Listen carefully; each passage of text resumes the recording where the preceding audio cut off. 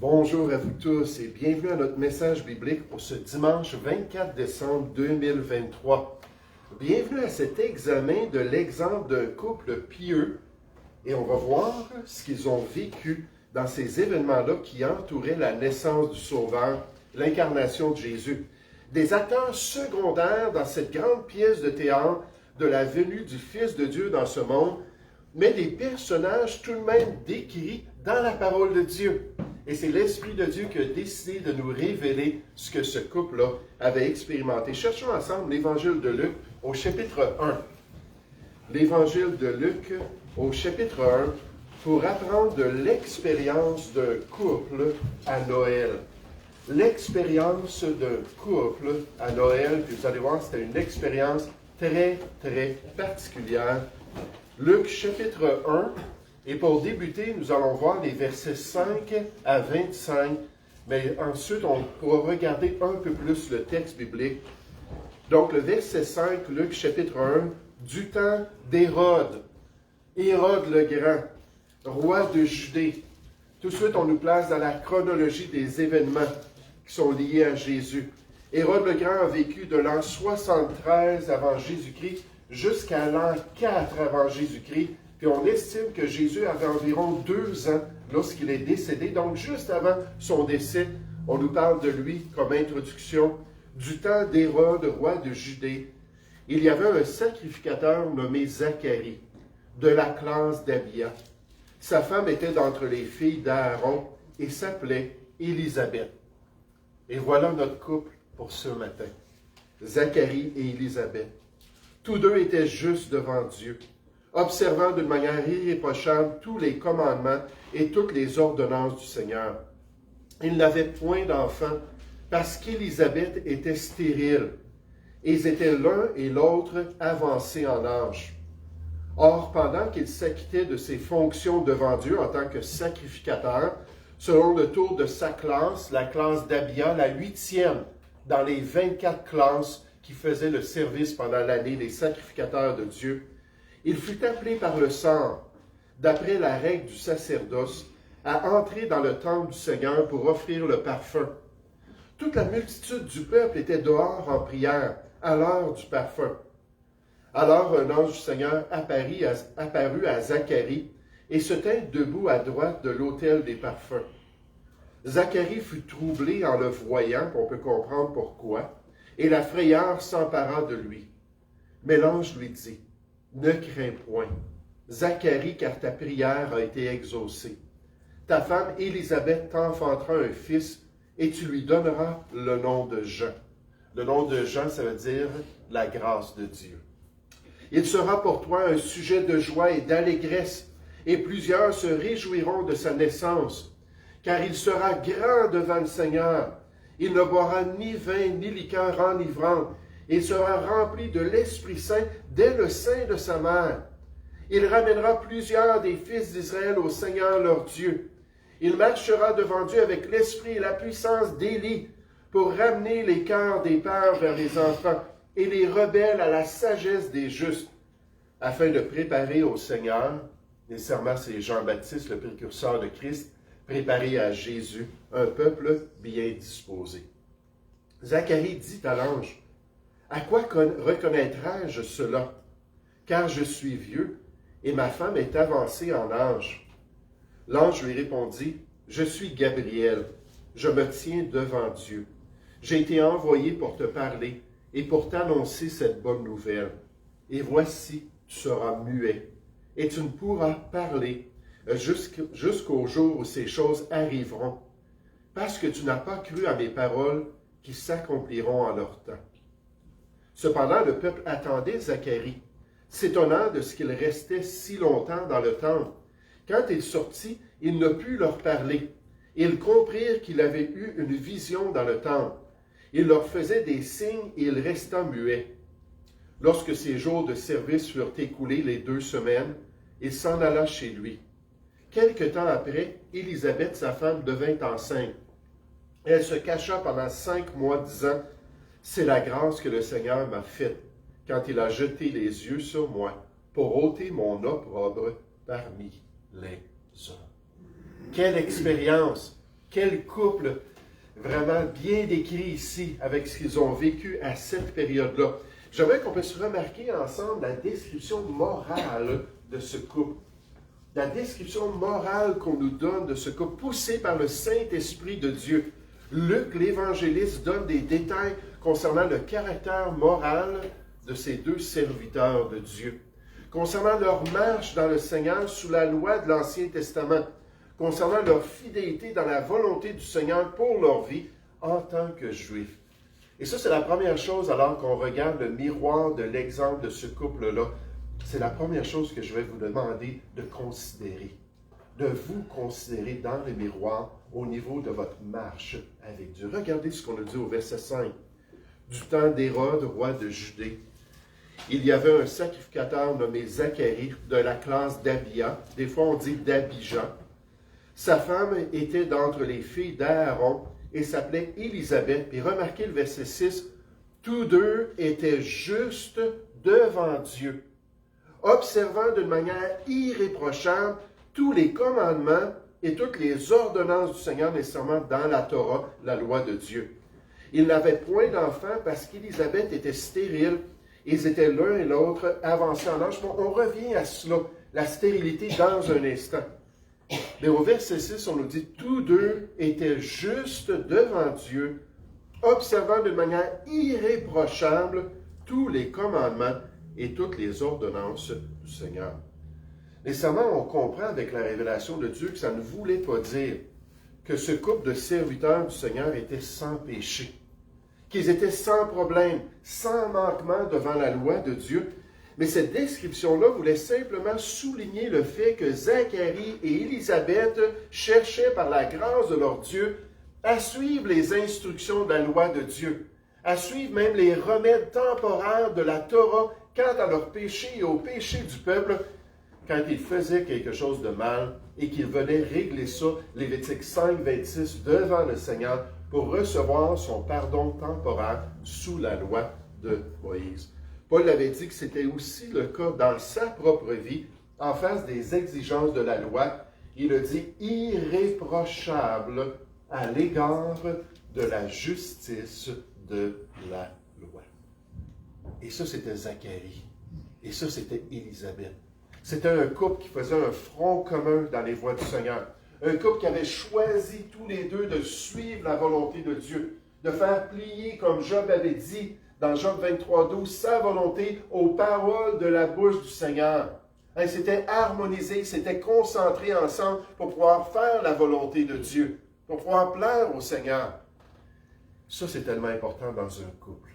Vous savez, dans la relation la plus précieuse pour l'enfant de Dieu, ici-bas, après le salut, c'est la relation conjugale. Puis de trouver quelqu'un qui est dans le Seigneur, 1 Corinthiens 7, 39, c'est le standard de Dieu. Il ne veut pas qu'on se mette sous un joug étranger, 2 Corinthiens 6, 14, avec quelqu'un de non sauvé, mais pas seulement quelqu'un qui connaît le Seigneur, quelqu'un qui démontre un intérêt spirituel pour les choses de Dieu, quelqu'un qui a décidé dans son cœur de marcher avec le Seigneur. On veut quelqu'un qui va nous aider, qui va nous soutenir dans les voies de Dieu, plutôt que quelqu'un qui va nous empêcher d'aller de l'avant, qui va nous empêcher de progresser dans les voies du Seigneur. À notre assemblée, on avait des rencontres célibataires à chaque année. Et j'étais en charge de ces rencontres-là. C'était toujours la même chose. Ça commençait par, on avait un gymnase, ça commençait par une partie ou plusieurs parties de volleyball. Puis après cela, on avait une étude biblique. Puis après ça, on s'assoyait ensemble pour manger ensemble puis parler des choses de Dieu. C'était des chrétiens qui venaient d'à peu près partout au Québec. Et là, moi, j'étais célibataire. J'ai été célibataire pendant 5 ans. J'ai été sauvé à l'âge de 21 ans jusqu'à l'âge de 26 ans. J'étais célibataire. Et j'aimais ça animer cela, mais aussi j'aimais ça rencontrer des jeunes chrétiennes, puis prendre du temps, puis parler avec elles. Et je l'ai rendu ce témoignage-là souvent que bien qu'en parlant avec ces chrétiennes-là, c'était pas difficile pour moi de voir, j'irais même pas de l'avant avec une correspondance. J'irais même pas de l'avant à écrire, puis à peut-être texter aujourd'hui avec cette personne-là. Parce que tout de suite, je m'apercevais que bien des chrétiennes, leur objectif, et peut-être une femme pourrait dire bien des chrétiens, c'est la même chose, leur objectif, c'est qu'est-ce que moi je veux dans ma vie? Hein, c'est quoi mes projets? C'est quoi mes plans? C'est quoi ma carrière? Et moi, c'était pas ça ma perspective. me dire qu'est-ce que Dieu veut que je fasse ici-bas. Je n'étais pas quelqu'un qui était parfait dans cette perspective-là, mais au moins, c'était en général mon désir de pouvoir suivre le Seigneur, de pouvoir accomplir la volonté de Dieu. Puis pendant que j'étais dans un institut biblique, il y a une jeune dame qui rentre, qui était descendue de Québec pour venir à cet institut près de Montréal. Puis elle s'assoit, puis je vais la saluer, tout ça. Puis je me mets à parler avec elle. Puis là, j'ai dit, tu sais, moi, ce que je veux, c'est simplement la volonté de Dieu. C'est de suivre le Seigneur, puis de trouver l'appel de Dieu pour ma vie. Elle dit, moi aussi, c'est ça que je veux. Est-ce que j'ai bien entendu? Elle dit, oui, c'est ça que je veux, moi aussi. Puis là, elle dit, mais par contre, je m'en vais 4 ans étudier à l'université en Ontario. Mais pendant 4 ans, on s'est écrit. Puis finalement, après ces 4 ans-là, après sa graduation, on s'est fiancés. Non, on s'est fiancés l'année avant. Puis après sa graduation, on s'est mariés. Mais qu'est-ce que je veux dire ici? C'est qu'on voit que Zacharie et Élisabeth, ils étaient d'un même cœur. Ils voulaient marcher ensemble dans le Seigneur. Ils voulaient accomplir la volonté de Dieu. Zacharie et Élisabeth étaient justes, mais pas sans péché. Ça n'existe pas. L'absence de péché n'est une option pour aucun d'entre nous. Le désir de leur cœur était surtout d'appartenir à Dieu et de le servir. La Bible nous promet, car tous ont péché. Si vous êtes ici ce matin, vous faites partie du tous, panta, qui veut dire tous les éléments de l'ensemble de l'humanité. Car tous ont péché. Ultimement, sont privés de la gloire de Dieu. On nous dit, il n'y a point d'homme qui ne pêche. Ça n'existe tout simplement pas. C'était la réalité morale pour Zacharie et Élisabeth. On le voit juste un peu plus loin dans le texte, alors qu'il parle avec l'ange Gabriel, le messager céleste. Puis là, il dit, mais comment ça va se produire? Puis ainsi de suite. Puis là, mais l'ange Gabriel a vu dans son cœur, par la révélation de Dieu, qu'il ne croyait pas que c'était possible. Qu'il ne croyait pas que Dieu pouvait leur donner un enfant. Puis il a dit, tu as été incrédule de cœur. Tu vas être muet jusqu'à ce que ces choses-là puissent s'accomplir dans ta vie. Mais quelle réalité importante à se souvenir. Quelle réalité en face de cette situation dans leur vie. Zacharie et Élisabeth formaient un couple pieux qui appartenaient tous deux à la lignée sacerdotale. Les prêtres étaient divisés en 24 classes, 1 Chronique, chapitre 24, qui faisaient 2 semaines de service. Et chaque prêtre servait dans le temple 2 semaines par an. Malgré l'impiété qui les entourait, Zacharie et Élisabeth étaient fidèles à obéir à la parole de Dieu et à vivre sans reproche. Et c'est ça ma première question. On est devant un miroir ce matin. Puis ma première question, c'est est-ce que vous connaissez le Seigneur? Avez-vous une vraie relation avec lui? Est-ce que vous avez ce désir-là de le suivre, ce désir-là d'accomplir sa volonté? Dans quelques semaines, on va avoir un service de baptême. Et la personne qui va se faire baptiser, ce jeune homme-là, je vais lui poser la question, est-ce qu'un jour tu as mis ta foi en Jésus-Christ? Puis là, par la grâce de Dieu, il va dire, oui, j'ai mis ma foi en Jésus-Christ. Puis je veux dire, est-ce que maintenant tu veux le suivre et accomplir sa volonté? Puis là, il va rendre confession d'une pureté de cœur alors qu'il se fait baptiser en disant, oui, c'est ce que je désire, c'est ce que je veux pour glorifier le Seigneur. Est-ce que nous sommes sans reproche devant lui? Il ne faut pas manquer cela encore, le texte est tellement clair. Tous deux étaient justes devant Dieu. Ça, c'est spécifié parce que c'est facile d'être juste devant les hommes. Même des fois, on peut avoir une certaine justice qu'on présente à nos amis, qu'on présente dans nos familles, qu'on présente à l'Église. Mais est-ce qu'on a une vraie justice devant Dieu? Parce que lui, il nous connaît, il voit si on a cette relation-là intime avec lui. On peut venir à l'Église, tout se pomponner, avoir un beau sourire. Mais est-ce que c'est la réalité dans notre cœur? Vous savez, ce serait tellement triste. Puis moi, je prie là, presque quotidiennement pour cela. Ce serait tellement triste dans l'éternité d'avoir des gens qui assistaient pendant des années à l'Église, comme Gaétan. 12 ans de temps dans notre Église à Boucherville. Puis après 12 ans de temps, il m'a avoué, il dit, tu sais, il dit, moi, il y a des choses que j'aime mieux que Jésus-Christ. Il dit, j'ai pas Jésus dans ma vie, ça ne m'intéresse pas. Mais Gaétan était un grand gaillard qui avait l'air d'un tueur, vraiment, là, il avait une grosse carrure de visage, puis Dans le monde, personne ne l'aimait. Puis là, il venait à l'église, puis tout le monde était intéressé à lui.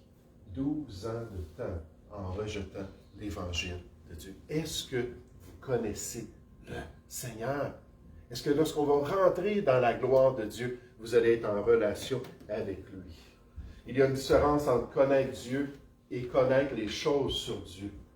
Lorsque vous connaissez vraiment Dieu, vous avez l'énergie pour le servir, l'audace de le partager et la satisfaction en lui. On a tout pleinement en lui à cause de cette relation merveilleuse qu'il a donnée à ses brebis et alors qu'on marche avec lui.